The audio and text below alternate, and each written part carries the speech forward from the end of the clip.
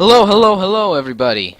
My name is Mariokinz, and today we're here with a new game because, well, it's been a while since the last video, and it'd be weird to continue something that happened years ago. But I'm getting ahead of myself. Today, we're going to play Pixel Dungeon. Now, Pixel Dungeon is a free game it's a free app on the Google Play Store. There's also a PC port available, which is what I'm going to be playing today. Although, mechanically, these two versions are identical. Now, I will say, this game has a pretty rockin' soundtrack. However, I've disabled it because it's really loud. You can't hear me or anything else. So what we're going to do is, just going to jump right in here. Apologize, I thought I turned that off beforehand. Now we're going to get started. We're going to play. There's 4 different classes to choose from. You have to unlock one of them. We're going to be playing as the warrior class, and I'll explain everything as we get into it. Yes, we're going to start. This is Pixel Dungeon. This is a very basic roguelike game. Those of you who have played roguelikes, a traditional roguelike, you know how it works. There's random procedurally generated dungeons that you explore through, collect items, weapons, armor, potions, scrolls, etc. Everything has a different effect, things interact in unique ways, and your goal is to see how far you can get. There is an end, but it's typically very difficult, and you will die a lot. And this game includes permadeath, so once you die you have to start a new game and try again. They're really fun and yet really challenging. But I'll explain things as we go along. And from a more detailed guide, there will be something coming out on my channel in the future detailing just about everything that I can.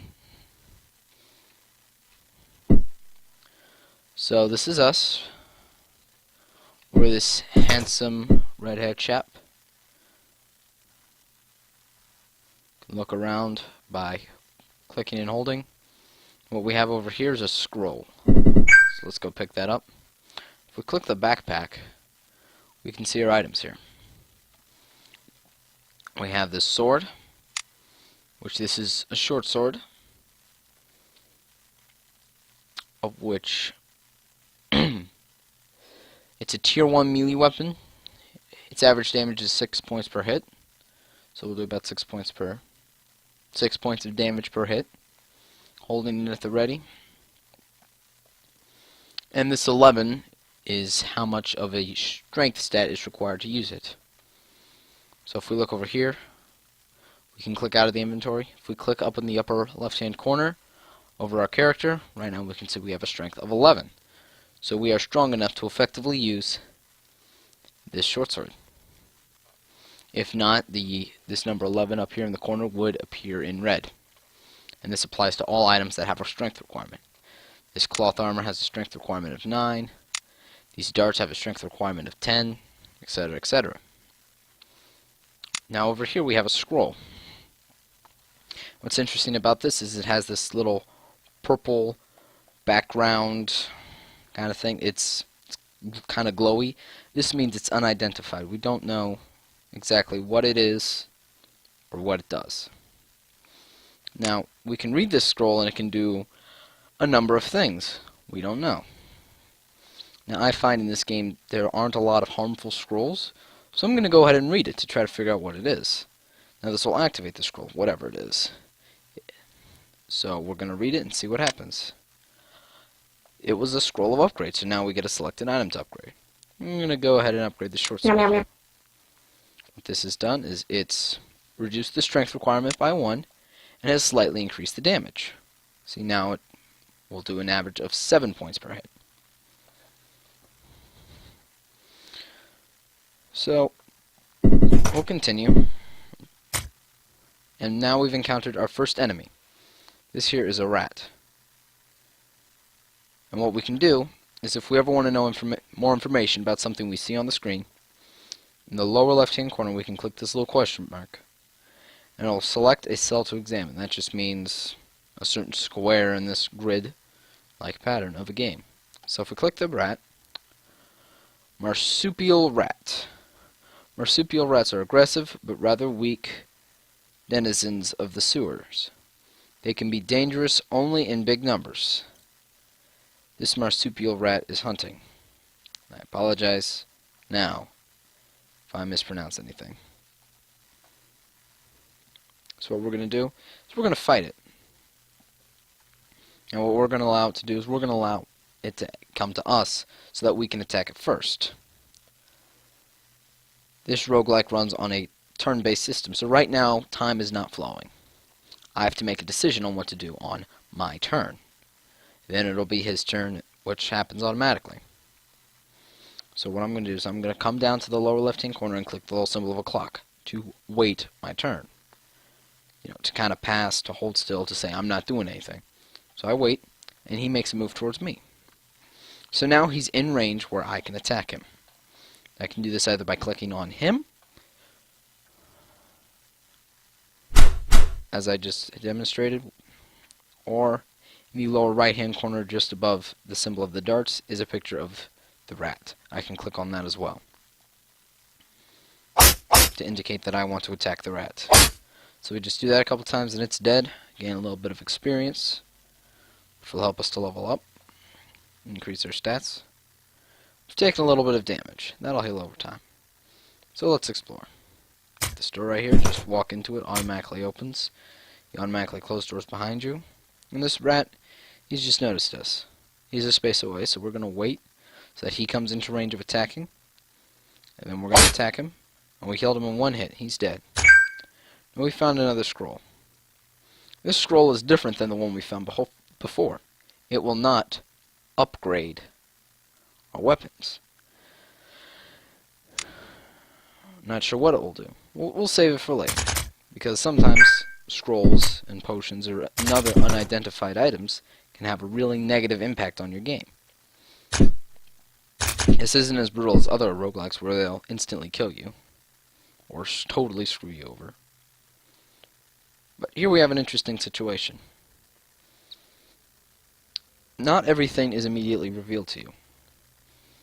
So if you think that something is suspicious or out of the ordinary, you can come down to the lower left-hand corner and click the magnifying glass. What this will do is it'll search. Now we didn't find anything. We search this 3x3 grid around us that turns blue when we click search. Now there's nothing there. Unlike other roguelikes, you are guaranteed to find something if it's in the search range. So there was nothing to find in that little 3x3 grid. Over here we have an iron key. This will allow us to unlock a door somewhere. Oh, we've got a couple of rats here. Hopefully we can get out of this without too much trouble. Alright, kill the first one before the... No, we were unable to kill the first one before the second one got into range. Now they will both get to attack if we don't kill them here. Alright. And I'll move quicker through combat as we progress through the game and as people know a little bit more about it. Now here we have a locked door. That key we picked up earlier, this iron key, will now unlock this door. Now there's an exact match of keys and doors on a floor. On every floor. Yeah, great job explaining that. So, here on floor 1, there's, so far that we know of, one key and one door. If we find another locked door, somewhere else there's another key, and vice versa. And typically, these locked rooms have a little more valuable loot in them, depending on what the room is. So we're going to click on this, open it, unlock it, and here we are. Now this room's a little interesting. What we have here is we have this red-eyed statue over here. And that is actually an enemy. So we're going to examine it. Animated statue. You would think that's just another ugly statue of this dungeon, but its red glowing eyes give itself away. While the statue itself is made of stone, the chilling quarterstaff it's wielding looks real. So in this room, there's this animated statue. Being floor 1, would be very difficult to kill. But if we were able to fight it and defeat it, we would get this chilling quarterstaff that it's holding, which is a much better weapon than we have. Now that's a little too risky, and I'm going to die if I take him on. Without a doubt, I would die. So we're just going to leave him. He ain't hurting us. You can zoom in and out. In fact, this game doesn't have a map because you can just zoom out and see everything. Of course, you'll notice that these couple squares around me are lit up and everything else is grayed out. Everything that's grayed out is we've been there before. We know what was there. We don't know what's there now. Like if something's changed in this room, we won't be aware of it unless we go back in this room. Like, see, there was a rat in there. We couldn't see the rat. Everything that's lit up is anything we can see right now. Or that we are aware of right now. So let's kill off this rat. Let's head up to this other door up here that we ignored before. Walk around. Oh, what have we here? Oh, well. Power of knowledge radiates from the water of this well. Take a sip from it to reveal all secrets of equipped items. So what this is this is one random room we can find. And if we come over, click on our character, and click Journal, we can see all the different rooms that unique rooms that we have found. For example, here's that animated statue we found earlier, listed on floor 1. We also have a well of awareness. What this does is it will identify any item thrown into it. Or you can walk it in yourself and identify any of your equipped items, which is this first row in your inventory at the top here. Now what we're going to do is we don't know what this scroll does. So we're going to throw it into this well of awareness by clicking throw. If we click on the well of awareness, we threw it in, and now it's been identified. So if we pick it up, it's a scroll of lullaby. A soothing melody will put all creatures in your field of view into a deep sleep, giving you a chance to flee or make a surprise attack on them. Pretty useful, the sounds of it. So we're just going to come back over here, continue exploring. Oh no, there's a rat here. We're going to move a little bit, and so that he moves into our range. If we move into his range, he gets to attack first, and why would we want that? That's more damage we have to deal with. So we're just going to kill him off real quick. One thing that you can also do is if you attack an enemy, if an enemy opens a door and you attack it immediately afterwards, you will get a surprise attack and always hit. It will not miss, they cannot dodge, it will always connect. You can also get surprise attacks by attacking a sleeping enemy. And I think there's a few other ways. But none are really coming to mind. Got some gold here, money. Nothing out of the ordinary. Something else we picked up though is a potion of strength. Now, it's not always going to be the purple potion, and like the scrolls, they're labeled with different letters or symbols. Those are randomly decided every game. There's always a scroll of lullaby, but it's not always the one with the R on it. The one with the R could be a scroll of identify, or a scroll of upgrade, or whatever. That's randomly decided. And because we are a warrior, we automatically recognize potions of strength. We have this catalog here that lets us keep track. So we know the potion of strength to be purple. We don't know about any other potions. And scrolls, we know the upgrade to have the square on it, and lullaby to have the R on it, and we know nothing else. So what we're going to do is we have 11 strength now. We're going to drink this potion, and now we have 12 strength. Very useful. This does is this allows us to do a little bit more damage, and it allows us to use things that are a little bit heavier. Anything with a strength requirement of 12. So we're just going to keep progressing here, and here we have this stairwell. This will allow us to proceed on to the next level, to the next floor of the dungeon. There's a total of 25 floors, I believe, in this roguelike. And so your ultimate goal is to get to the bottom. Now, there's still stuff on this floor we have yet to do. We still have that key, and we can see this locked door. Not sure how well you can see it, but there's this locked door over to our right. Now, so we're going to move on for now. Go through this locked door. See what we have inside here. We have a tombstone. If we examine this tomb. This ancient tomb may contain something useful, but its owner will most certainly object to checking. What this means is we can dig up the grave, see if it's got anything useful, but we will likely spawn, but the owner of the grave will likely not be too happy. So we're going to take our chances, and oh no! What is this creature's? Wraiths. A wraith is a vengeful spirit of a sinner whose grave or tomb was disturbed. Being an ethereal entity, it is very hard to hit with a regular weapon. That is very true. You will almost always miss. Which is why, as I mentioned earlier, those surprise attacks through doors, very useful. They remove your chances of missing. All you have to do is hit them, and they disappear. Now, I believe we will get the surprise attack effect since they just spawned in. No, we won't. Okay, well. Stop it. I'm getting the snot beat out of me. I died. Well, how's that for a first episode?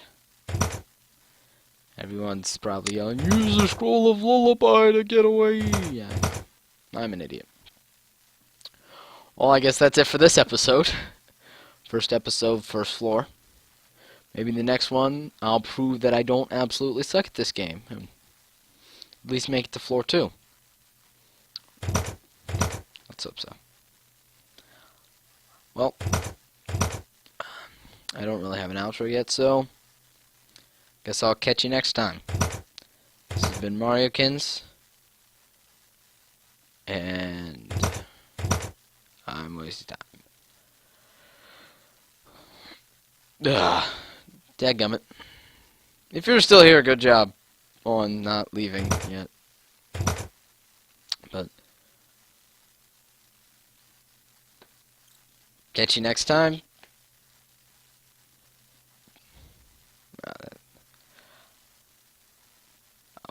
Watch the next video. Stop listening to me ramble. Later.